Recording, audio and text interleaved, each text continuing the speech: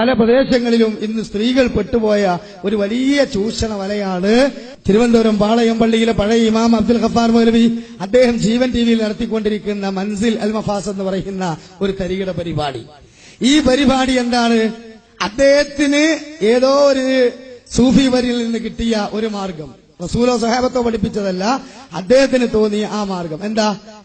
രോഗം വന്നാൽ, ബുദ്ധി വർദ്ധിക്കാൻ, എലിശല്യമുണ്ടായാൽ, പെരിച്ചായുടെ ശല്യമുണ്ടായാൽ, അങ്ങനെയുള്ള ബുദ്ധിമുട്ടുകളൊക്കെ ഉണ്ടായ ആളുകൾ വിളിച്ചു ചോദിക്കുക എന്താ ചെയ്യേണ്ടത്. അപ്പോ ഇയാൾ പറയാണെന്ത്, ഖുർആൻ ഓതിയ പിന്നെ ഒരു തകിട് അവിടെ കുഴിച്ചിട്ടോ, അല്ലെങ്കിൽ ഇത്ര ആയത്തുകൾ ഓതിയിട്ട് കുറച്ച് വെള്ളം അവിടെ ഒഴിച്ചോ ഇവിടെ ഒഴിച്ചോ, അതേപോലെ തന്നെ പിന്നെ അത് സൂര്യോദയത്തിന് മുമ്പ് കുട്ടിയെ കുളിപ്പിച്ചോ, ബുദ്ധി വർദ്ധിക്കാൻ ഇന്ന രൂപത്തിൽ ചെയ്തോ, 950 വട്ടം ഇന്നായത്തോദിക്കോ, 10800 വട്ടം ഇന്നായത്തോദിക്കോ, യാ അല്ലാ യാ ജലാൽ യാ റഹീം എന്നൊക്കെ പറഞ്ഞ ഇന്ന ദുആ ഇത്ര വട്ടം ഓദിക്കോ.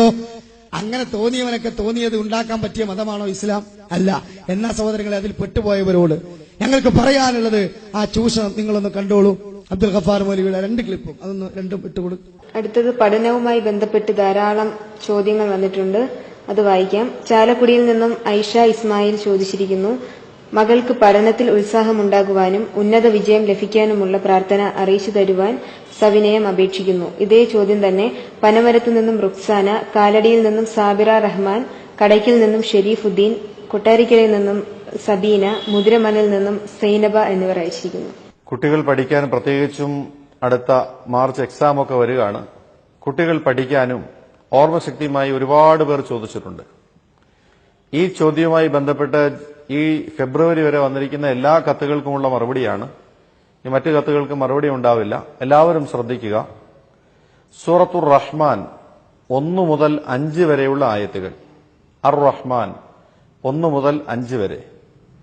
സൂറത്തുൽ ഖിയാമ, ലാ ഉഖ്സിമു ബിയൗമിൽ ഖിയാമ, ഈ സൂറത്തിലെ 17, 18, 19 ഈ 3 ആയത്തുകൾ, 17, 18, 19 ഇവ രണ്ടും 3 തവണ വീതം രാവിലെയും വൈകിട്ടും ഓതുക.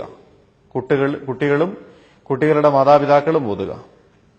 മറ്റൊന്ന് സൂറത്തുൽ ബുറൂജ്, വസ്സമാഇദാത്തുൽ ബുറൂജ്, ഈ അധ്യായത്തിലെ 21, 22 ആയത്തുകൾ ഒരു പാത്രത്തിൽ എഴുതി സംസം വെള്ളം കൊണ്ട് മായ്ച്ച് കുടിക്കുക, കുട്ടിയെ കുടിപ്പിക്കുക.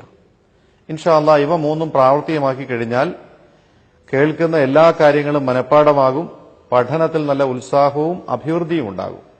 അള്ളാഹു നമ്മുടെ പരീക്ഷ എഴുതുന്ന എല്ലാ കുട്ടികൾക്കും ഉന്നത വിജയം നൽകി അനുഗ്രഹിക്കട്ടെ എന്ന് അൽ മഫാസിന്റെ എല്ലാ പ്രവർത്തകരും ആത്മാർത്ഥമായി ദുആ ചെയ്യും. അതൊരു മുസ്ലിമിന് പഠിപ്പിച്ചു കൊടുക്കേണ്ട ഇൽമും തന്നെയാണ്. പക്ഷെ അതിന്റെ തൊട്ട് മുമ്പ് അദ്ദേഹം പഠിപ്പിച്ച രൂപങ്ങളൊക്കെ അദ്ദേഹത്തിന്റെ വകയായി ഇസ്ലാമിൽ ഉണ്ടാക്കിയതാണ്.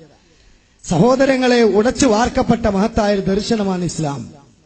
53-ാമത്തെ സൂറത്ത് നജ്മ് 1 മുതൽ 4 വരെയുള്ള ആയത്തുകൾ അതിന്റെ ആധികാരികത വ്യക്തമാക്കി തരുന്നു. അതിന്റെ അവസാനത്തിൽ എന്താ? വമാ യൻതിഖു അനിൽ ഹവാ ഇൻ ഹുവ ഇല്ലാ വഹീൻ യൂഹാ. റസൂലുള്ളാഹി സ്വല്ലല്ലാഹു അലൈഹി വസല്ലം വഹീന്റെ അടിസ്ഥാനത്തിലാണ് ഏതൊരു കാര്യവും പറയുന്നത്. ഉറങ്ങാൻ കിടക്കുന്ന ഒരു പ്രാർത്ഥന റസൂലുള്ളാഹി സ്വഹാബിക്ക് പഠിപ്പിച്ചു കൊടുത്തപ്പോ ആമൻതു ബി കിതാബിക്കല്ലദി അൻസൽത വബി നബിയിക്കല്ലദി അർസൽത എന്ന് പറയേണ്ടിടത്ത് സ്വഹാബി ആമൻതു ബി കിതാബിക്കല്ലദി അൻസൽത വബി റസൂലിക്കല്ലദി അർസൽത എന്ന് പറഞ്ഞുപോയി. പഠിച്ചത് അങ്ങനെ ആയിപ്പോയി.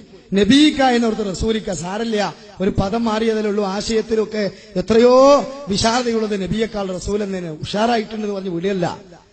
അള്ളാഹു പഠിപ്പിച്ചു കൊടുത്തത് ആമൻതു ബി കിതാബിക്കല്ലദി അൻസൽത വബി നബിയിക്കല്ലദി അർസൽത. അവിടെ സ്വഹാബി റസൂലിക്ക എന്ന് പറഞ്ഞപ്പോ തിരുത്തിയില്ല, വബി നബിയിക്കല്ലദി അർസൽത. കാരണം എന്താ? പ്രവാചകന് ഇഷ്ടപ്രകാരം കൂട്ടാൻ പറ്റില്ല. അത്ര പവിത്രമായ മതത്തിലാണ് പ്രിയപ്പെട്ട സഹോദരങ്ങളെ ഇയാള് ഡോക്ടർമാരൊക്കെ പഠിച്ച് പ്രയത്നിച്ച് ഡിഗ്രി എടുത്ത് രോഗിയുടെ രോഗം പരിശോധിച്ച് മരുന്ന് കൊടുക്കുകയാണ്. ഇയാൾക്കതൊന്നും അറിയില്ല. പാളയംപള്ളി വിട്ടപ്പോ പിന്നെ ഒരു പുതിയ ഗ്രിപ്പ് എന്നുള്ള നിലക്ക് ഒരു ചാനലിനൊക്കെ പൈസ കൊടുത്തിരുന്ന് ഒരു പെമ്പിള്ളനൊക്കെ വെച്ച് ഉഷാറായിട്ട് ഇങ്ങനെ വായിക്കുകയാണ്. എന്നിട്ടോ 1 വീതം 3 നേരം ചുടുവെള്ളത്തിൽ കലക്കിയിട്ട് ഭക്ഷണത്തിന് മുമ്പ് ശേഷം എന്നൊക്കെ പറഞ്ഞ് ഹോമിയോക്കാരനും അതുപോലെ ഇംഗ്ലീഷുകാരനൊക്കെ ഗുളിക കൊടുക്കുന്ന പോലെ ഖുർആാനിന്റെയും റസൂലുള്ളാഹിന്റെ വചനങ്ങളൊക്കെ അള്ളാഹുവിന്റെ അസ്മാകളൊക്കെ ഇയാൾക്ക് തോന്നിയ രൂപത്തിൽ കലക്കി കൊടുക്കുക. നോക്കൂ നിങ്ങൾ, ഈ പുസ്തകത്തിൽ ശത്രുക്കളുടെ ചെറിയ ശല്യം ഏൽക്കാതിരിക്കാൻ എന്ത് ചെയ്യണം? യാ സലാമു യാ മുഅ്മിനു എന്ന് ദുഹറിന് ഇശാക്കു ശേഷം 36 തവണ ഓതി ദുആ ചെയ്യുക. അതേപോലെ തന്നെ സഹോദരങ്ങളെ, പിന്നെ പറയാണെന്ത്, എന്റെ ഭർത്താവ് ഗൾഫിൽ പോയിട്ട് 8 വർഷമായി നാട്ടിൽ എന്ന യാതൊരു ചിന്തയുമില്ല. അദ്ദേഹത്തിന് വീട്ടിൽ മടങ്ങിയെത്താനുള്ള ദുആ പറഞ്ഞു തരണം. വ്യാഴാഴ്ച അസറിന് ശേഷം വെള്ളിയാഴ്ച ജുമാക്ക് മുമ്പായി 1000 ഫാത്തിഹ ഓതി ദുആ ചെയ്യുക. ഞായറാഴ്ച ഉച്ചക്ക് 999 ബാറ്റന്റെ കണക്ക് പോലെ ഇഖ്ലാസ് ഓതി ദുആ ചെയ്യുക. ഇത് രണ്ടും വുളൂവിന് കൂടി നിർവഹിക്കണം. അവ ആ ദിവസങ്ങളിൽ സസ്യാഹാരം കഴിച്ചാൽ മതി, ഉത്തമം. ഭയങ്കര വിജ്ഞാനമാണ്. യാക്കൂബ് നബി അലൈഹി സ്വലാത്തു വസ്സലാമക്ക് ഈ വിജ്ഞാനം കിട്ടാത്തതുകൊണ്ട് എത്ര കാലം കരഞ്ഞു, കണ്ണ് കലങ്ങിപ്പോയി. അങ്ങനെ ഒരു വിജ്ഞാനം ഉണ്ടെങ്കിൽ എത്ര സുഖ അല്ലേ? സഹോദരങ്ങളെ, പ്രസവം എളുപ്പമാകാൻ, ഗർഭം അലസി പോകാതിരിക്കാൻ എന്തു ചെയ്യണം? ഇശാക്ക് ശേഷം ഒരു തവണ സൂറത്ത് ത്വാരിഖിലെ 4, 5, 6 ആയത്തുകൾ ഓതുക. സൂറത്ത് ഇൻഷിഖാക്ക് എല്ലാ ദിവസവും ഒരു തവണ ഓതുക. ഇങ്ങനെയാണ് ഇവരുടെ പ്രതിവിധി. വേറെ ചില ആളുകളോ അത് ഖുർആൻ വെള്ളത്തിൽ ഓതി കലക്കി കൊടുത്ത് പിഞ്ഞാളത്തിലാക്കി കുടിപ്പിക്കുക. ഇങ്ങനെയുള്ള അനവധി പ്രമാണവിരുദ്ധമായ ചികിത്സകൾ സഹോദരങ്ങളെ ഈ ഉമ്മത്തിൽ നിന്ന് എടുത്തു മാറ്റുവാൻ പ്രമാണത്തിന്റെ പിൻബലത്തിൽ വന്നവരാ മുജാഹിദുകൾ. എന്നാ റസൂലിനെ ദുആ പഠിപ്പിച്ചിട്ടുണ്ട്, പ്രാർത്ഥിക്കാൻ പഠിപ്പിച്ചിട്ടുണ്ട്, മന്ത്രിക്കാൻ പഠിപ്പിച്ചിട്ടുണ്ട്, സഹാബത്ത് മന്ത്രിച്ചിട്ടുണ്ട്, മന്ത്രിച്ചു കൊടുത്തിട്ടുണ്ട്. ഇതിനൊന്നും ഇസ്ലാം എതിരല്ല, മുജാഹിദുകൾ എതിരല്ല. പക്ഷേ പ്രത്യേക എണ്ണം നിശ്ചയിച്ച് വണ്ണം നിശ്ചയിച്ച് ഇന്ന പ്രതിഫലമുണ്ട് എന്ന് വാഗ്ദാനം ചെയ്യാൻ നമുക്ക് അധികാരമില്ല. അതിന് പിൻബലം വേണം. ഇയാളുടെ പിൻബലത്തിന്റെ കോലന്തരങ്ങള് ഈ പുസ്തകം ബുദ്ധിയുള്ളവർ വായിച്ചാൽ ഈ ചാനൽ കേട്ടാൽ മനസ്സിലാവും. മുഴുവൻ പോസ്റ്റ്മോർട്ടം ചെയ്യാനുള്ള സമയമല്ല, ഒരു മുഖദ്ദിമ ഞാൻ വായിച്ചില്ല, കേട്ടോളെ. ഉത്തർപ്രദേശിലെ സഹാറംപൂരിയിൽ ജീവിച്ചിരുന്ന മഹാനായ പണ്ഡിതനും ഷെയ്ഖുൽ ഹദീസുമായ മൗലാന സക്കരിയ റഹ്മത്തുള്ള അവர்கள் ഇദ്ദേഹത്തിന്റെ കുടുംബത്തിലെ മഹാന്മാരും മശായിഖുമാരും അനുഷ്ഠിച്ചു പോകുന്നതും ഫലസിദ്ധി അനുഭവിച്ചറിഞ്ഞതുമായ വചനങ്ങളാണിത്.